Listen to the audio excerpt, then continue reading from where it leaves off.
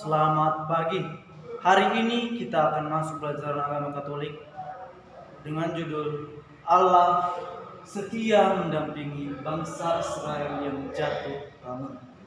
Sebelum kita memulai pelajaran kita hari ini, mari kita mohon berkat Tuhan, mohon akan penyertaannya kepada kita.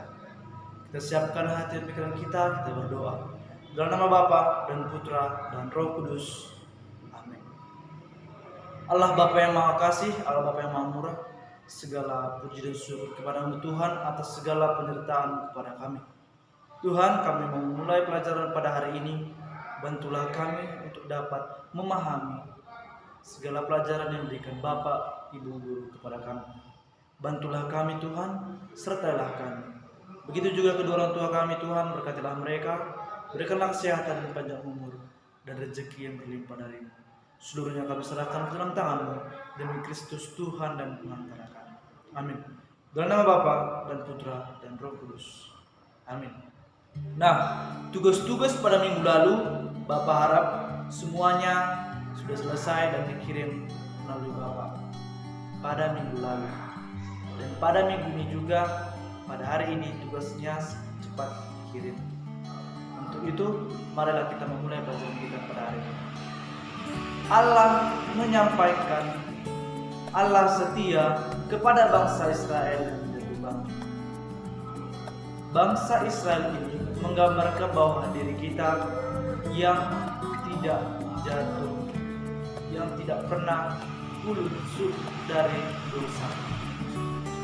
Seperti bangsa Israel ini menjelaskan kepada kita bahwa mereka jatuh karena mereka tidak melaksanakan apa yang menjadi perjanjian mereka dengan Tuhan, maka mereka berbuat dosa. Pada saat itu, bangsa Israel dipimpin oleh Raja Asyur namanya.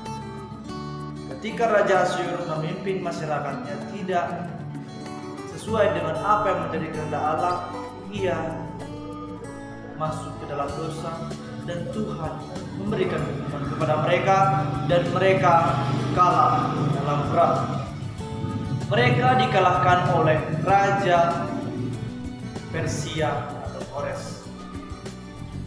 Kores ini mengalahkan Raja Asyur, yaitu Raja bangsa Israel, dan membuang mereka ke tempat namanya Babel. Di Babel, ketika Israel kalah, Raja Kores merasa iba, merasa kasihan kepada bangsa Israel atas penderitaan mereka yang mereka alami. Karena Raja Kores ini juga adalah utusan Allah supaya bangsa Israel sadar bahwa Tuhanlah yang mereka harus kehendaki dan harus mereka taati. Tetapi mereka juga dalam dosa dan tidak mau menaatinya, maka Tuhan memberikan hukuman.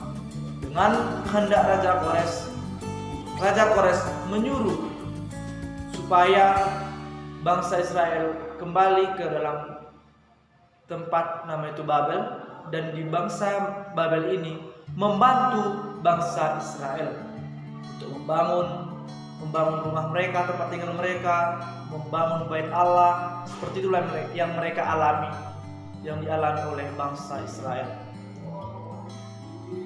Tanda kesetiaan Allah kepada bangsa Israel itu adalah ketika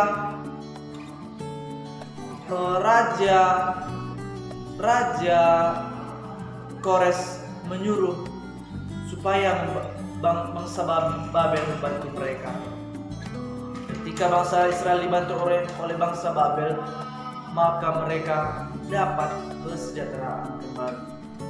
Dan ketika bangsa Israel dibawa ke tempat Babel, yaitu pas di depan pintu air Yerusalem, di sana dibacakanlah kitab-kitab, yaitu kitab Taurat dan kitab hukum Allah.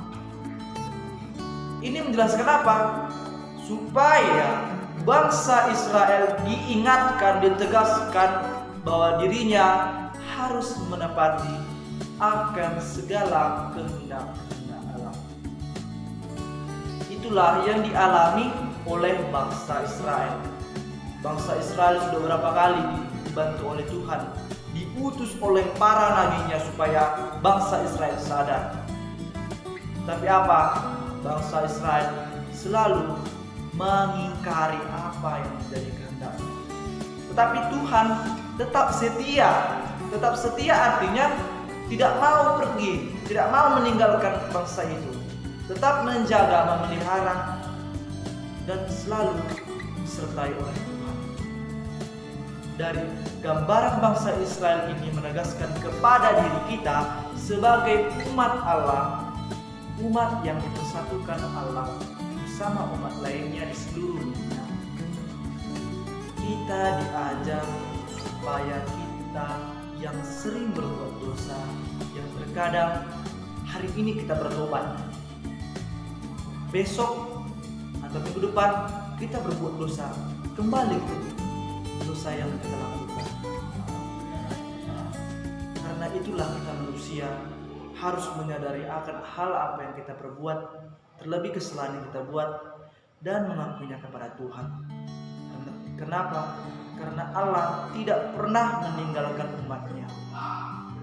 Allah selalu setia kepada kita, umat. Dan penderitaan yang kita alami dalam hidup kita itu merupakan hukuman dari akibat dari dosa yang kita perbuat.